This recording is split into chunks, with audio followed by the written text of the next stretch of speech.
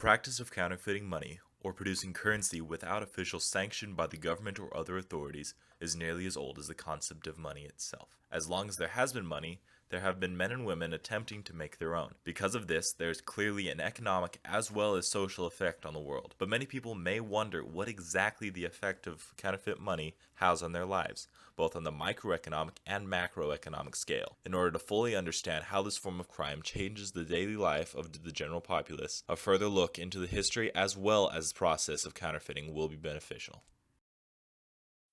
Seeing as counterfeiting is as old as money itself, it has been led to be called by many the second oldest profession. The first documented coinage began in Greece around 600 BCE with coins made from precious metals.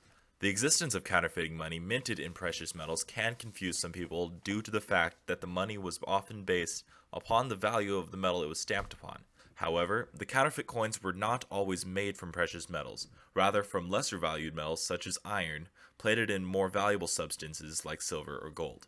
This type of counterfeiting is known as a fiore.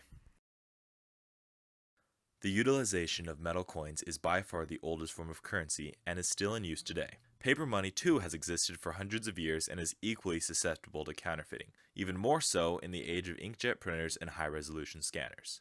The first people to use paper money were the Chinese in the 14th century, with banknotes made from paper from mulberry trees. These trees were guarded at all times so to prevent non-government sanctioned printers to create their own notes. This was one of the first of many methods used to curb the production of illegal monies. As counterfeiting is and always has been a crime, punishments have been laid out over thousands of years to exact justice on those who have committed this crime, as well as frighten off possible counterfeiters in the future. In historical times, the penalty of counterfeiting was often very severe. The 13th century Italian poet Dante Alighieri wrote of the counterfeiter Mastro Adamo who, when finally apprehended for producing the Florentine Fierno, was sentenced to death by hanging. Even more extreme, when the English couple Thomas and Anne Rogers were caught altering coins for counterfeit in 1690, the two were executed in a most brutal way. Thomas Rogers was hanged, drawn and quartered, and his wife was burnt at the stake. Even in early American history, laws regarding counterfeiting were similar to those of Italy and England. Notes printed by Benjamin Franklin and his counterparts bore the ominous statement, "To counterfeit is death." Extraordinarily harsh punishments for counterfeiting were justified at the time by calling the faking of currency a crime against the government, country, and crown. The theory behind this was that the counterfeiters posed a threat to national security and had to be eliminated. As such, the criminals were tried for a crime tantamount to treason rather than the comparatively simple crime that it is today. The production of currency illegally does not necessarily have to be motivated by the gain of individuals or small groups. It has even been a war tactic in the past. Notable examples of this occurred during the American Revolutionary War, in which the British attempted to flood the fledgling American economy with massive amounts of counterfeit banknotes, with the intent to cause the continental dollar's value to plummet. Similar tactics were implemented in the American Civil War. The situations around the counterfeit currency was slightly different.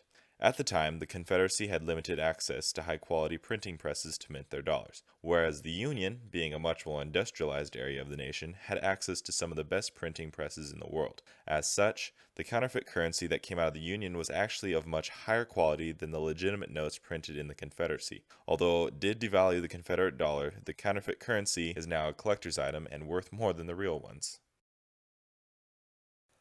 The methods of forging currency may have changed from the days of old, but the goals still remain the same. Catching counterfeit currency is getting even harder too, now that just about anyone can buy a high-end inkjet printer and scanner for only a couple $100s. Some counterfeit bills are becoming so accurate to real ones that the term superdollars has been coined to describe these notes. Not only is this currency incredibly similar to real banknotes, but they are capable of being made on a much larger scale. A notable example of this occurred in 2002 when the U.S. Secret Service arrested British criminal Anatois Arnauti and 4 of his associates. The forgers admitted to printing more than 35 million US dollars over the course of about a year and a half, on equipment more than capable of printing amounts of $1 million per day. It is fortunate that these men were caught because, upon inspection of the gang's operation, experts concluded that the criminals were capable of printing enough money to undermine the US as well as the United Kingdom's economies in a very real way. So, with all of this information on how counterfeiting works and how it came to be the massive criminal industry that it is today, it is still unclear as to what the actual effect it can cause. In summary, it has three major direct outcomes that will be explained in more detail later on. These outcomes are: the value of money decreases, prices of goods increase, and the trust placed in the currency decreases. The most obvious outcome of counterfeiting is the devaluation of whatever currency it imitates. The reason for this is, in order for money or anything else in the economy to have value, it must have some level of scarcity. If it is easy for anyone to obtain a certain item, it no longer has any value as a trade item, therefore losing value in general. Counterfeiting causes this by adding more banknotes or coins into the system, making the existing legal notes or coins less scarce, therefore less valuable. This situation is best modeled with the concept of inflation. If the value of money falls, so goods and services become more difficult to purchase. The second effect of counterfeiting closely follows the first, and it is related to the inflation-like conditions that excessive counterfeiting can create. When discussing counterfeiting currency, rises in the price level is an important point to touch on. This is linked to the devaluation of the money in question, among other reasons. Again, the situation of economic inflation can be used to accurately describe this. The value of money decreases, so the amount of money required to purchase a certain item increases. There is also a second facet to the situation that is unique to counterfeiting. This occurs when a business discovers counterfeit bills and those bills are seized by law enforcement. The business is not compensated for the lost money, and so if a business were to have a deal with a large amount of invalid money, they would have to raise their prices to make up for their losses. The final effects that are experienced because of counterfeiting money is not so much an economic issue, but rather a social issue. When too much counterfeit money is in the economic system, the trust in money decreases. This could cause consumers to request payment in currencies other than that of their home country or through electronic transfers of money. There is no doubt that counterfeiting money can cause economic damage, but this still begs the question: does counterfeiting actually affect the economy in a realistic way? The definite answer is somewhat complicated and varies from country to country, but in the United States, the direct economic effect of counterfeiting money is relatively low. In a primitive cash-based economy, counterfeiting and the dilution of money due to it would indeed weaken the economy. However, modern economies like the US operate not so much on physical cash, but bank-issued credit that is impossible to counterfeit due to the simple fact that there is no physical item to recreate. Additionally, the amount of counterfeit money in relation to legal money is actually incredibly low. In the United States, for example, counterfeit bills only make up of about 0.1% of total physical currency in circulation. Since it is now clear that counterfeiting does not directly affect the economy, at least in developed countries in much of a real way, why is so much energy and time dedicated to suppressing it? Because counterfeiting has a very real effect more on the people than the actual money.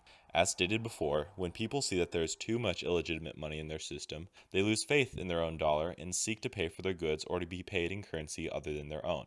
This in turn weakens the economy, and if this occurs on too large of a scale, then it could potentially collapse the economy simply because the populace does not have any faith.